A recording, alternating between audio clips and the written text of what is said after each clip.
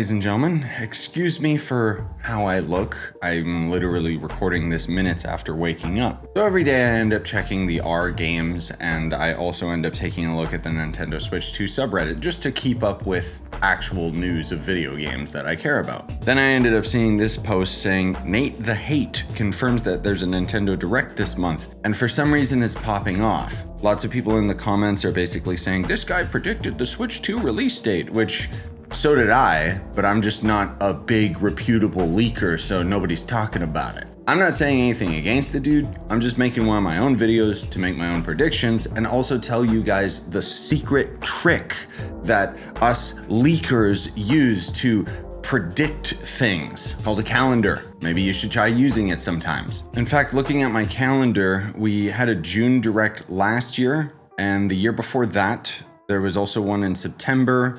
There's the Pokemon Direct coming this July. The fact is, all you really have to do is mark your calendars because Nintendo is incredibly consistent with their content. The fact that we didn't get a June Direct totally makes sense because there was a Switch 2, so of course they would push it into July. But that doesn't mean that this is 100% guaranteed. Nothing is. Nobody knows anything. These aren't insider tips. It's all just educated guessing. The only difference is that I don't end up making 20-minute videos wasting your guys' time. I make a video that's only a couple minutes, and I'm extremely transparent with you guys in saying this is all just guesswork. I was right about like 90% of the things related to the Switch 2, but a lot of that again was just based off of timing for the fiscal year and how Nintendo has handled business in the past. But I can also acknowledge my foibles instead of most people, and I'm not saying this is related to Nate, this has gone off on a different tangent, but most leakers will actually just remove the information afterwards that they were wrong about. Like I was actually totally wrong with Metroid Prime 4 releasing or having a direct last month. But that was based on the fact that some idiot in London had a poster that they printed out in the subway that said Metroid Prime 4 out now.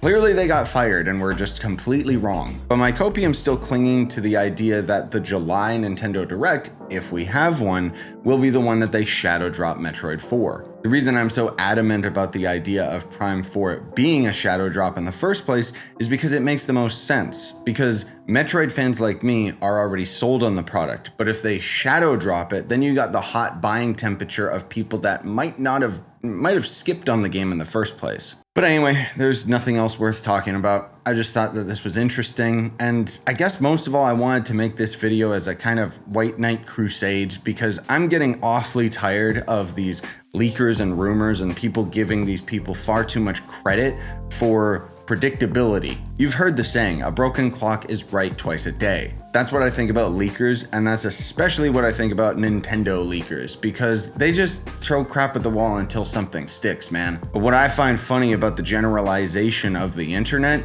is that when these people are right once, suddenly they're a reputable source. By that logic, it means that I'm a leaker and I've gotten 90% of my predictions correct.